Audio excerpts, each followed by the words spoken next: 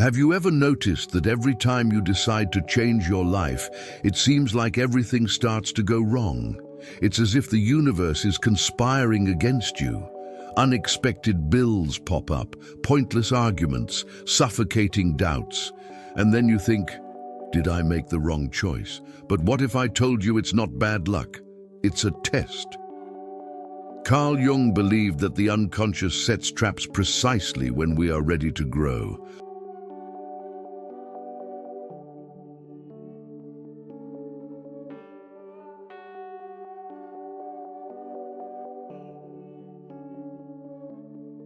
The ego panics, the persona tries to maintain the mask, and the shadow finally demands to be seen. Spirituality calls this a trial, but in reality, it is a filter. Those who resist without integrity return to the same place. Those who bravely cross over come closer to the self and inaugurate a new reality. So the question isn't whether the universe will test you. It will.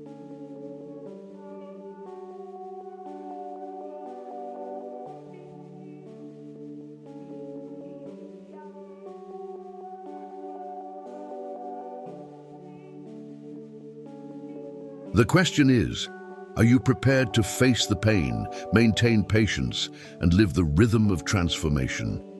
Because if you understand this process, each crisis stops being an enemy and becomes the secret key to the life you so desire. Many say that before a major transformation, the universe tests us.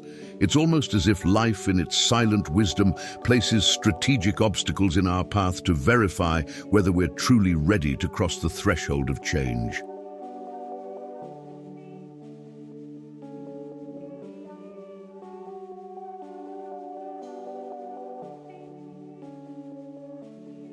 It's not about punishment, but preparation.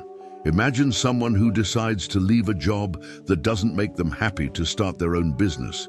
Suddenly, doubts arise, unexpected bills, criticism from family members. The ego is shaken, the persona tries to maintain a mask of security, but the truth is that this moment is a test. Are you ready to sustain your choice? This is where spirituality comes in, reminding us that the soul evolves not in comfort, but through friction.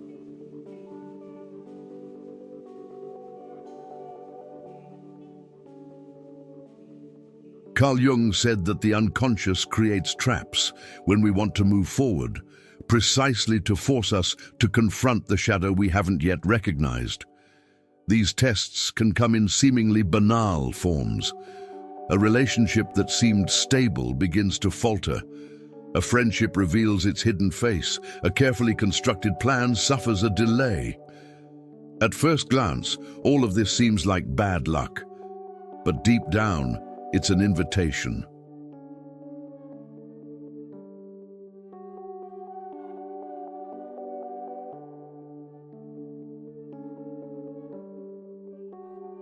The universe, or in the eyes of analytical psychology, the unconscious, asks us, do you really want to change, or are you just toying with the idea? Shadow work is inevitable here, because each obstacle reveals what remains unresolved within us. Archetypes emerge, the hero who must persist, the sage who demands patience, the warrior who demands courage. It's no wonder many give up at this stage. They mistake the test for punishment, when in fact, it's preparation.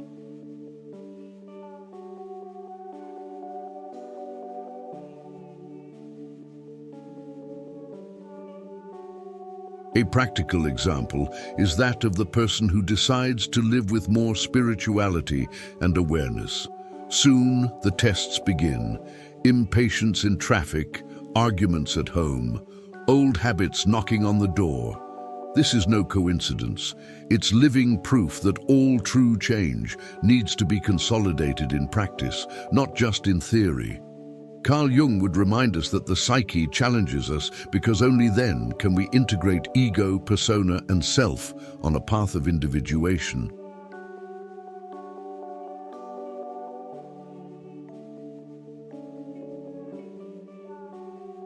The question that keeps echoing, and which sets the stage for the next point, is, How does Jungian psychology interpret this feeling of being constantly tested before changing one's life? In Carl Jung's view, these so-called tests of the universe can be understood as movements of the unconscious attempting to reorganize the psyche. The ego, which desires to maintain control and stability, is confronted with situations that destabilize its certainties.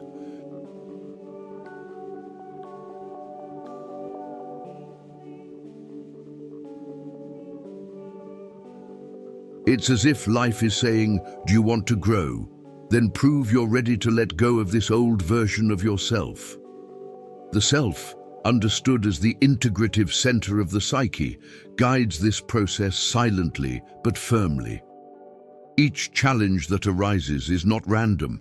It carries within it the purpose of bringing the individual closer to their most authentic essence.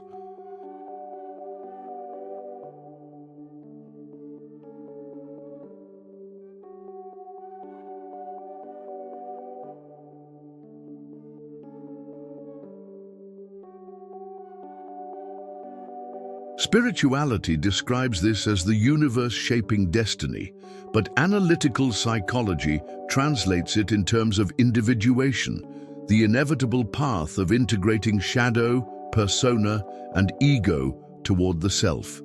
The ego suffers in this process because it hates losing ground. It's the part of the psyche that seeks security, that enjoys repetition, that fears the unknown. When the unconscious poses tests, it's precisely so that this ego fragments a bit, making room for something greater to emerge.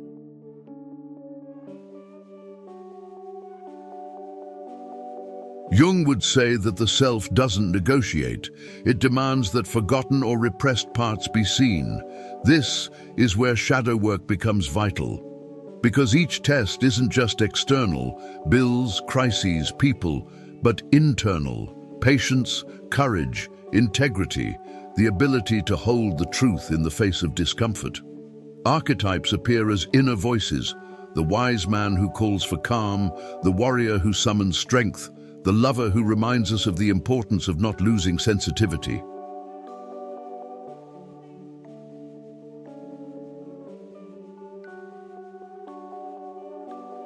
A practical example helps illustrate. Consider someone who decides to break off a toxic relationship. The ego craves comfort, fears loneliness, and creates justifications to go back. But the self pushes toward liberation. It is at this moment that the tests of the universe appear: unexpected messages, memories, chance encounters.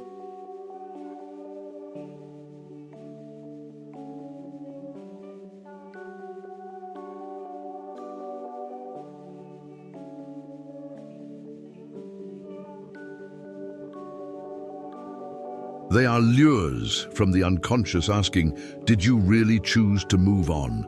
This is no coincidence. It is the psyche verifying whether the individual is willing to align their life with their inner truth.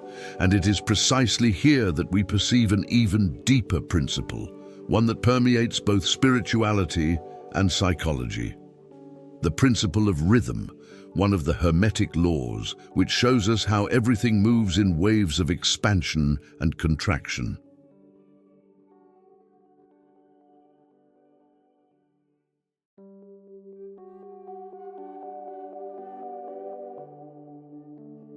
In Hermetic laws, the principle of rhythm states that everything in life moves like a pendulum. It comes and goes, rises and falls, contracts and expands. And curiously, this same movement appears when we talk about the tests of the universe. After a moment of expansion, enthusiasm, decision, clarity, comes contraction, obstacles, doubts, resistance.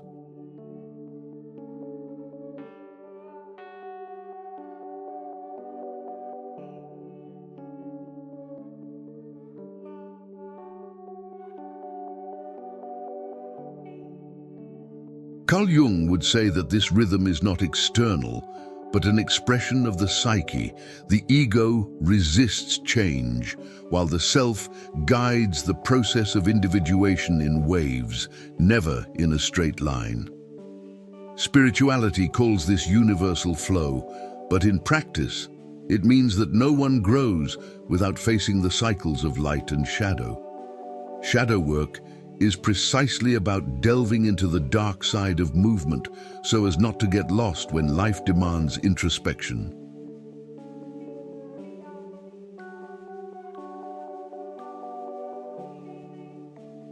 Interestingly, this principle can be observed in any area of life. When someone decides to adopt a new habit, meditation, reading, self-care, they soon experience days of enthusiasm, followed by days of resistance. This ups and downs aren't a failure. It's the natural rhythm of the process. Similarly, in relationships, there are phases of intense closeness followed by periods of distance. And this doesn't mean a lack of love, but rather the natural pulse between ego, persona, and shadow.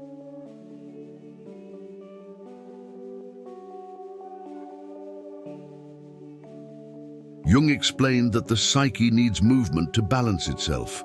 The archetypes that govern our stories also follow this flow.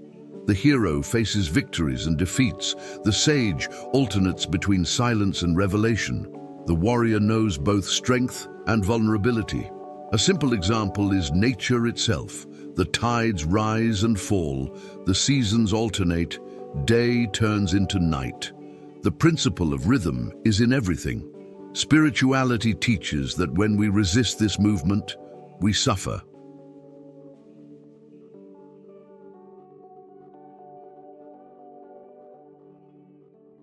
But when we learn to flow, we gain maturity. Applying this to daily life means understanding that moments of contraction, losses, delays, crises are not signs that we are failing, but invitations to strengthen our roots. Reading works like the Kybalion or even Jung's Man and his symbols can open the perception that every test comes in waves.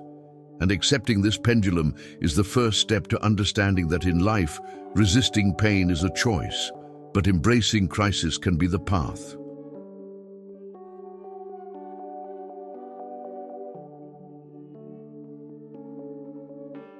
When life's pendulum brings us face to face with pain, two paths emerge: resistance or transformation.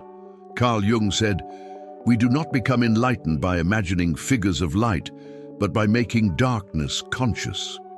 And it is precisely here that the tests of the universe gain strength. They come not to destroy us, but to question whether we have the courage to face the shadow.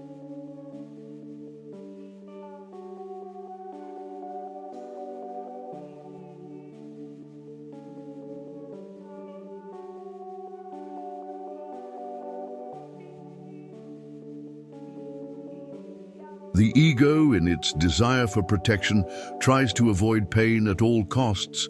It resorts to distractions, rationalizations, even emotional escapes. The persona, on the other hand, wears the mask of having everything under control when inside, chaos stirs. But spirituality teaches that there is no evolution without crossing the valley. Shadow work arises at this precise moment, when pain ceases to be an enemy and becomes a teacher. Resistance is always more comfortable in the short term.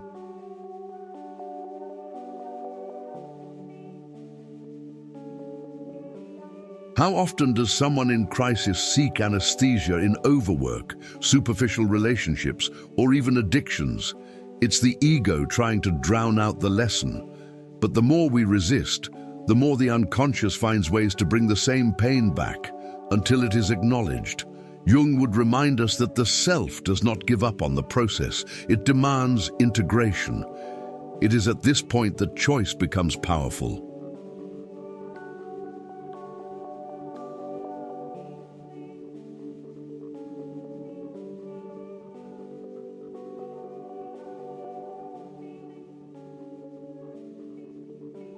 When someone decides to face pain head-on, even trembling, It activates deep archetypes within themselves: the hero who faces the dragon, the sage who accepts silence, the warrior who grows stronger on the battlefield.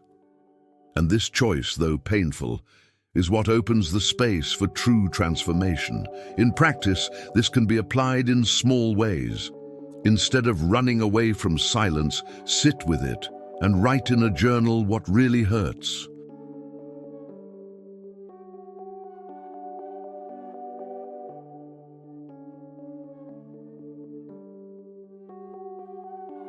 Instead of looking for someone to blame, ask yourself, what is this situation trying to teach me? Reading Jung, meditating, or even walking alone in nature are ways to not resist, but to dialogue with the crisis. Spirituality suggests rituals. Analytical psychology proposes awareness. Both point to the same path. Pain is not the end, it is the passage. And when we understand this, we discover that inner integrity is not a luxury, but the foundation on which a new reality can be built.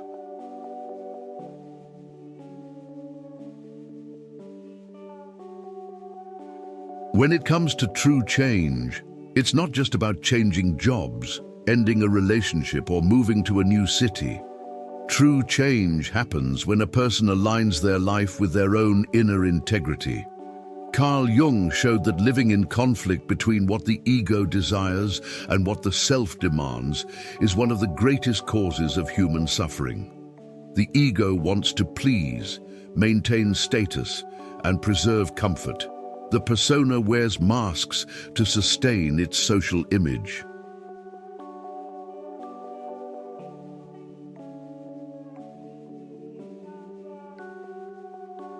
But without integrity, all of this dissolves like sand in your hands. Spirituality reminds us that there's no way to create a new reality based on internal lies. The deepest self, the one that emerges in silence and shadow work, must be aligned with each choice. Inner integrity means acting consistently, even when no one is looking. It's choosing to say no to a proposal that betrays your values, even if it brings easy money.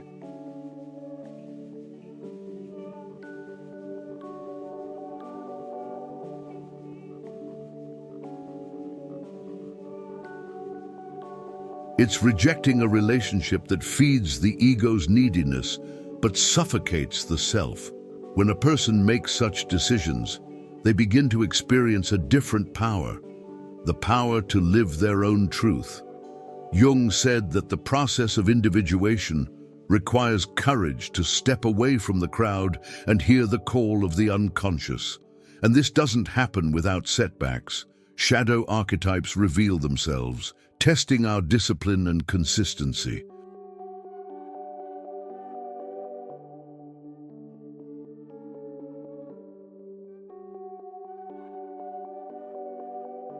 Spirituality reinforces that at this moment, the universe aligns with those who remain true to themselves. A practical example: someone decides they want to live with more spirituality and authenticity.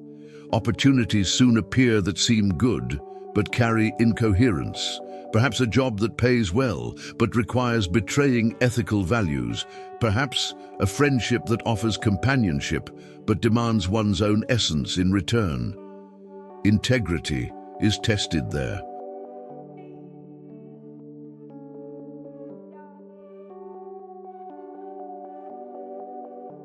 And when a person chooses to uphold their own truth, even at the expense of immediate advantages, they build the foundation for a new reality. This foundation is solid because it comes from within, not from external circumstances. And this is the point that paves the way for the next lesson. Without patience, presence, and maturity, this construction process cannot be sustained. All profound change requires patience.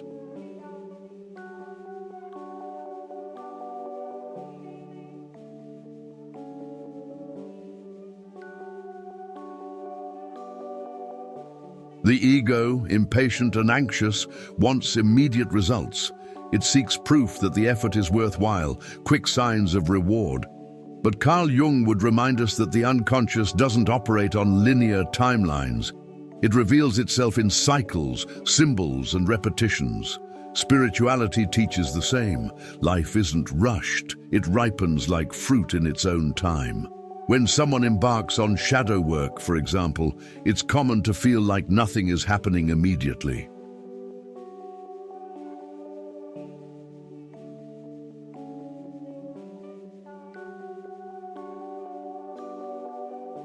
But gradually, subtle signs appear. A behavior that was previously automatic begins to change. A pattern of pain dissolves. A previously unconscious archetype begins to be recognized. And it is in this silence of the process that patience becomes the greatest virtue. Presence is another indispensable pillar. It's no use simply waiting. You need to pay attention to what manifests in the present.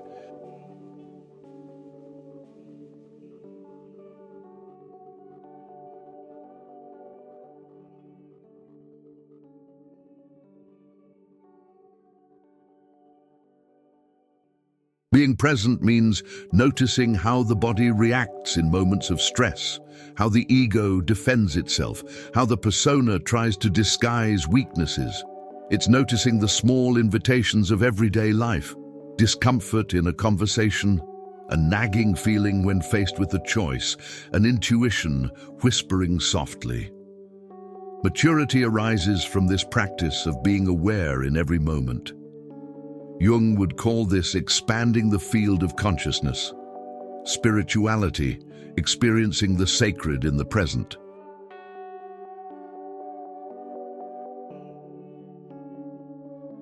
In practice, simple exercises like meditating 5 minutes a day, walking in silence, or even breathing consciously when faced with conflict already cultivate this presence.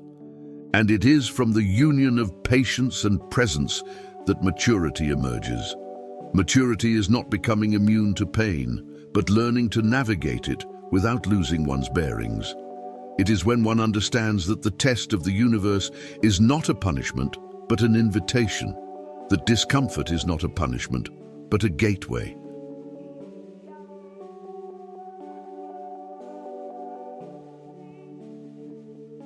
Maturity is what allows the individual to choose the path of integrity, even when it is most difficult.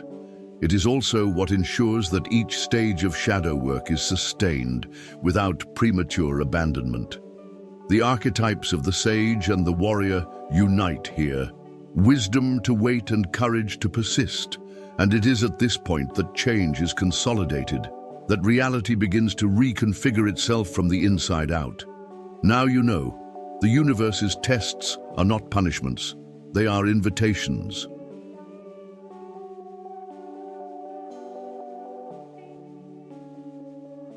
Invitations to align ego and self, to strip away the persona and recognize the shadow. Every crisis you face isn't against you. It's showing whether you're truly ready for the change you've asked for. And I ask you, how long will you interpret pain as bad luck? How long will you hide from the patience that transforms? Isn't it time to face these tests as proof of maturity? The universe isn't punishing you.